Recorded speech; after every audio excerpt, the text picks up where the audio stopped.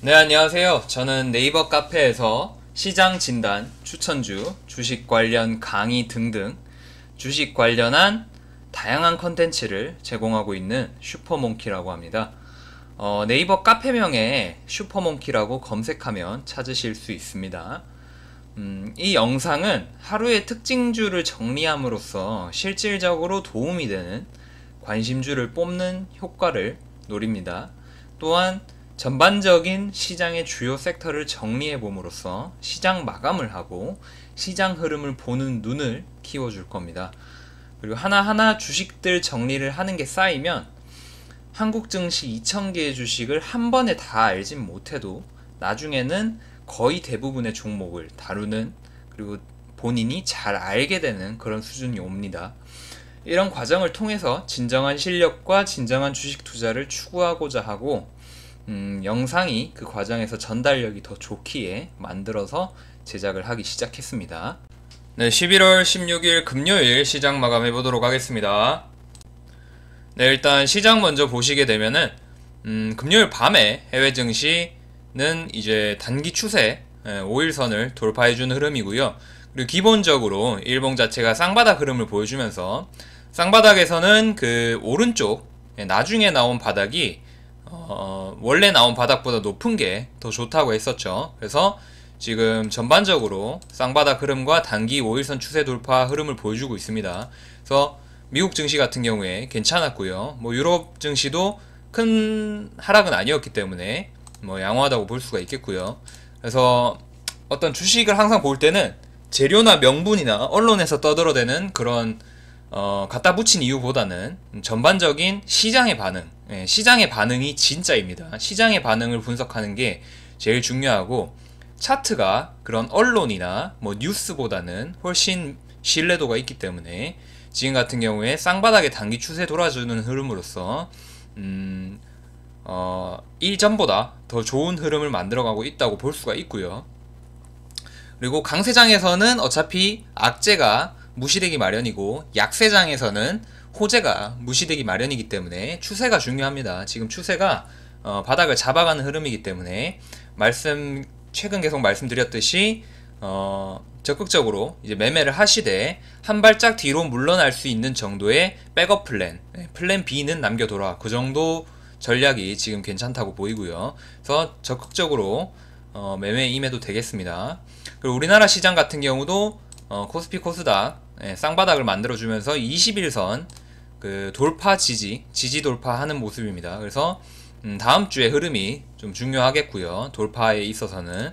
수급 같은 경우는 뭐 코스닥 같은 경우에도 뭐 별다른 큰 그건 없고, 코스피 같은 경우에도 큰 폭의 그런 특징적인 움직임은 없습니다.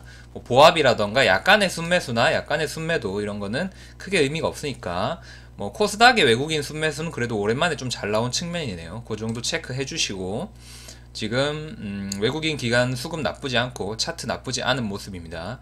그리고 많은 분들이 아마 이제 뭐 조금 이제 약간 마음이 회복된 분들이 있으실 테고, 뭐 아닌 분들도 있으시겠고, 뭐 주식시장을 떠난 분도 많이 있으실 테고, 뭐 그렇지만 지금이, 그리고 최근에 제가 계속 수익을 올린 것을 직접 실시간으로 다 보셨을 겁니다. 근데 그런 것처럼 기회는 항상 있기 마련이고, 다른 사람들이 실망하고 시선을 다른 쪽으로 돌리고 어떤 슬퍼하고 있을 때 항상 기회는 계속 있습니다. 그래서 항상 눈을 크게 뜨고 다음 기회는 항상 있다고 생각을 하시고, 지금의 손실이나 혹은 뭐 지금의 뭐 내 눈을 가리는 그러한 것들에 너무 그 영향받지 마시고, 항상 꾸준하고 일관된 전략, 꾸준히 쌓아가는 전략 중요하다고 또 한 번 더 강조를 드립니다.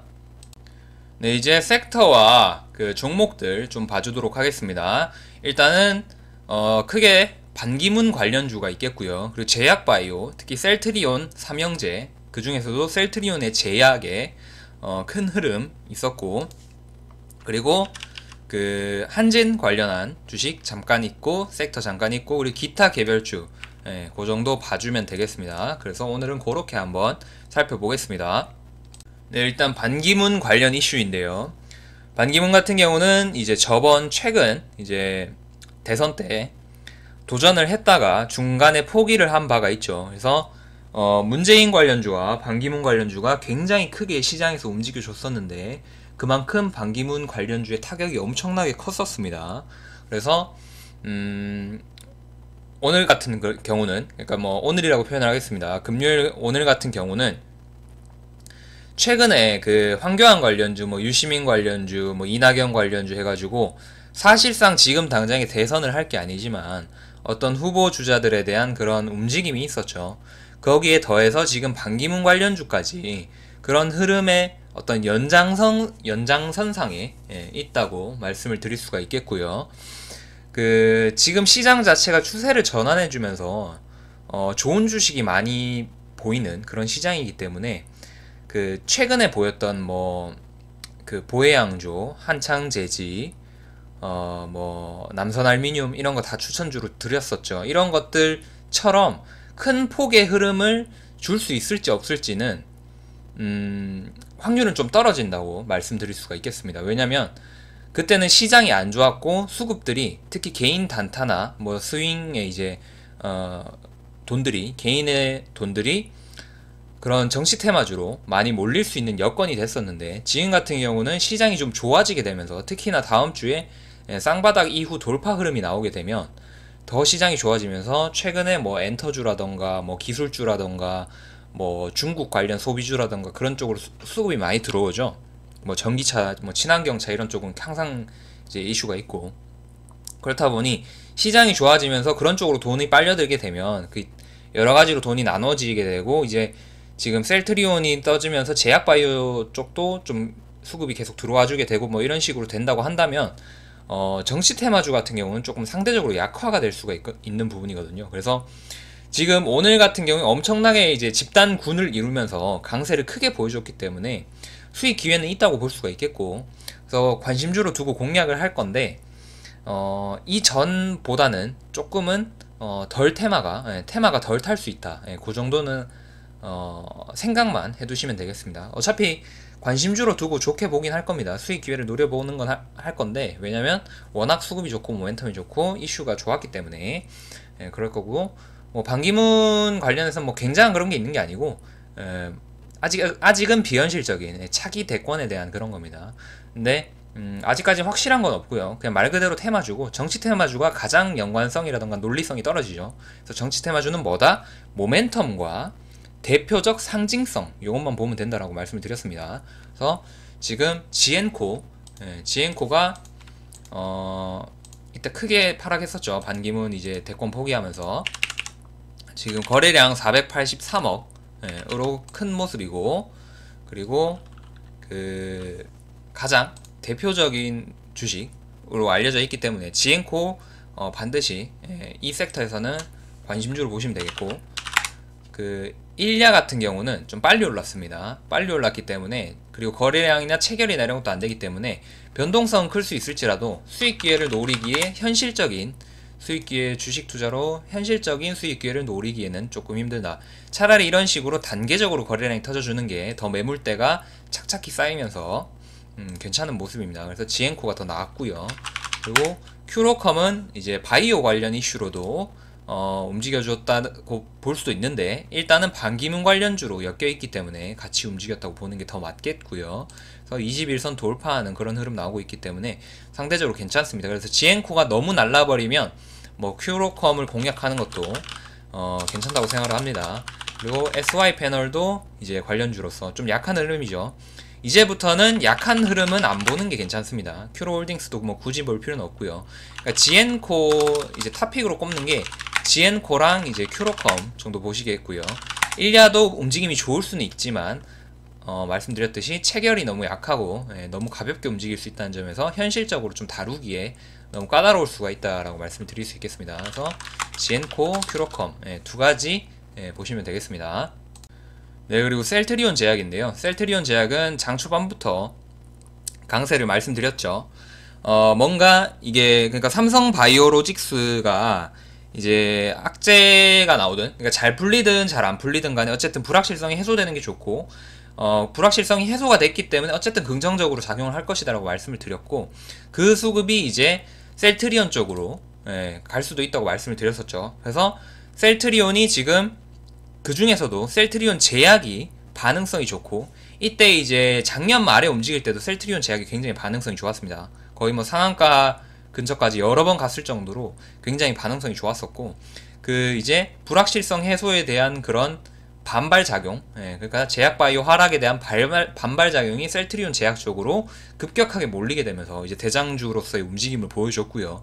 그에 따라서 다른 제약바이오주들도 잘 움직여줬었는데, 그 와중에 이제 잘 움직여준 게 좀 바이오톡스텍이 조금 반응성이 좋았고, 그리고 프로스테믹스도 반응성이 좀 좋았고, 녹십자 랩셀 같은 이런 녹십자 랩셀, 녹십자 MS 이런 녹십자 삼형제는 자주 언급을 드리고 자주 수익을 추천주로 자주 수익을 내고 나오는 편인데, 녹십자 형제들도 좀 상징성이 있고 반응성이 좋다고 말씀드릴 수가 있겠습니다.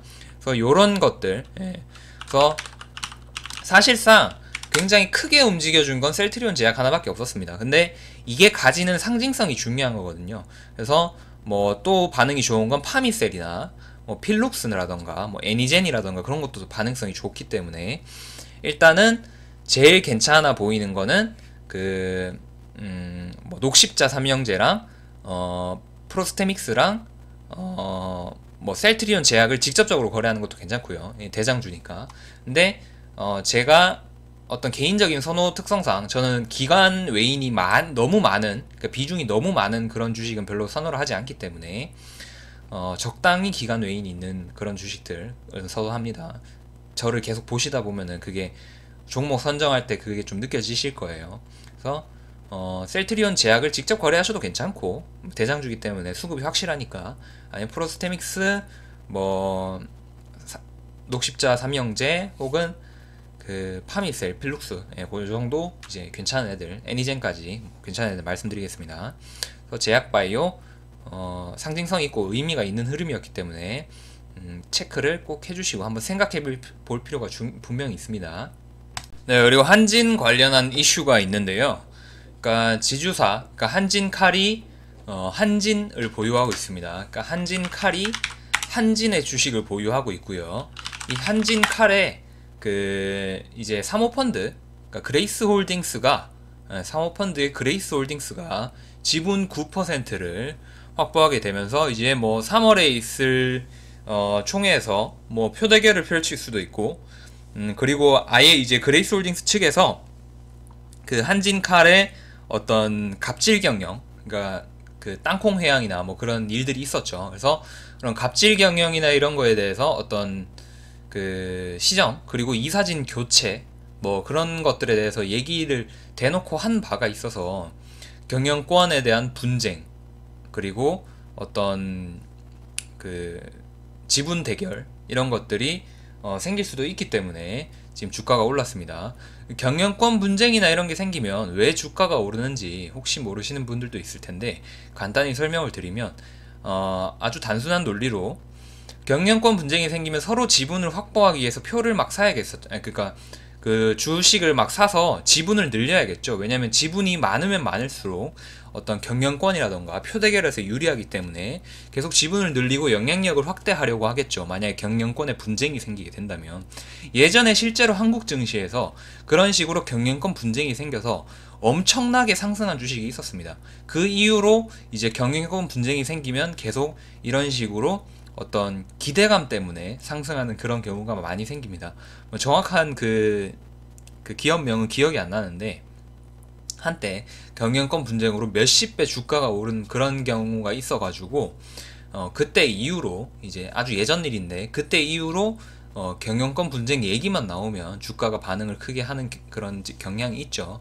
지금 한진칼 같은 경우에 그 한진도 그렇고 한진칼도 그렇고 시가총액이 크고 뭐 그런 주식임에도 불구하고 움직임이 크게 나왔고요. 그래서 한진칼이 이제 지주회사, 사모펀드가 산 게 한진칼이고요.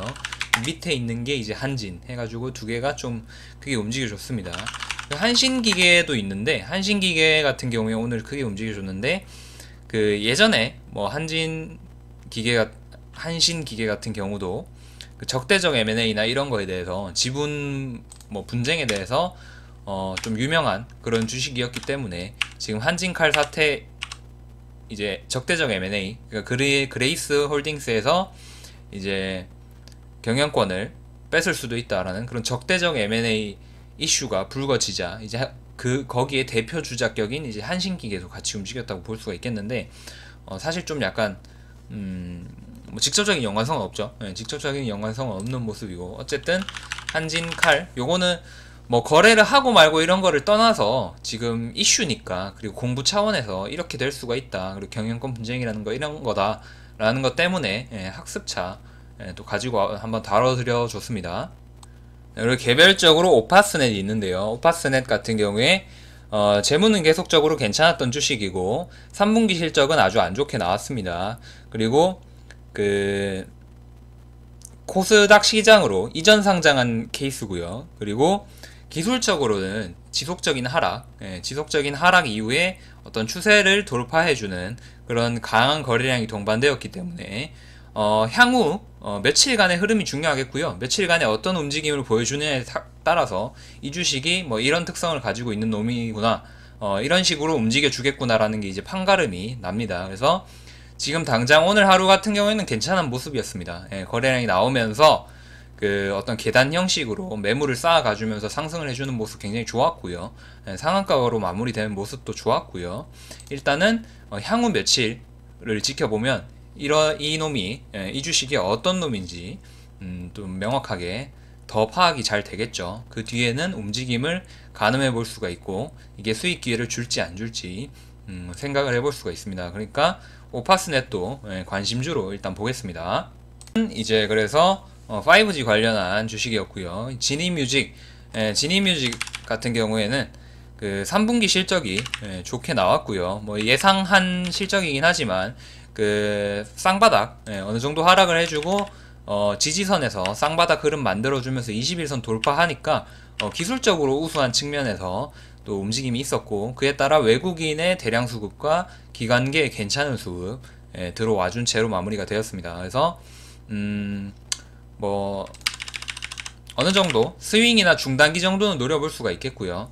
뭐 아주 좋은 주식이라고 보기는 좀 애매하지만 뭐 괜찮을 정도의 주식이기 때문에 관심주로 두기에는 괜찮을 것 같아서 가지고 왔습니다.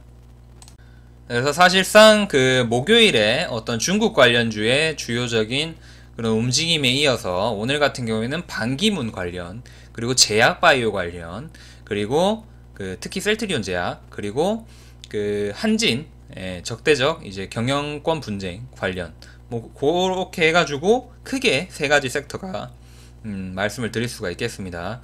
이런 식이었고, 시장은 좀 괜찮은 모습을 계속 바닥을 다져주는 모습을 보여주고 있고요. 아까 처음에 말씀드렸듯이 그런 식으로 대응을 하시면 되고, 그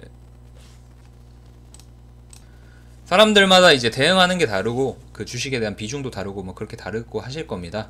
근데 이제 기본적으로는 배우시는 게 중요하고, 뭐 나는 혼자서도 잘할 거야 라고 하시면은 뭐 그러시면은 이제 제가 드리는 정보만 활용을 해주셔도 괜찮고, 만약에 실력의 향상이나 혹은 뭐 구체적인 이런 교육이나 이런 게 필요하시면 반드시 얼마 가격 되지도 않는 참여비, 뭐 그게 주식 투자를 하기 위해서 수백 수천이 왔다 갔다 하는데 그 참여비가 아까우시다면 그건 좀 이상한 거죠. 수백 수천을 맨날 다루시면서 그걸 잘 다루는 기술을 익히는데 소액 참여비가 아까우면 그건 조금, 제가 봤을 땐 그건 좀 아닌 것 같은데, 뭐 제 생각일 수도 있으니까요. 뭐 판단은 본인에게 맡기고, 어쨌든 저는 계속 열심히 성실히 학습을 하고 가이드 추천주를 통해서 계속 연습을 시켜 드릴 겁니다.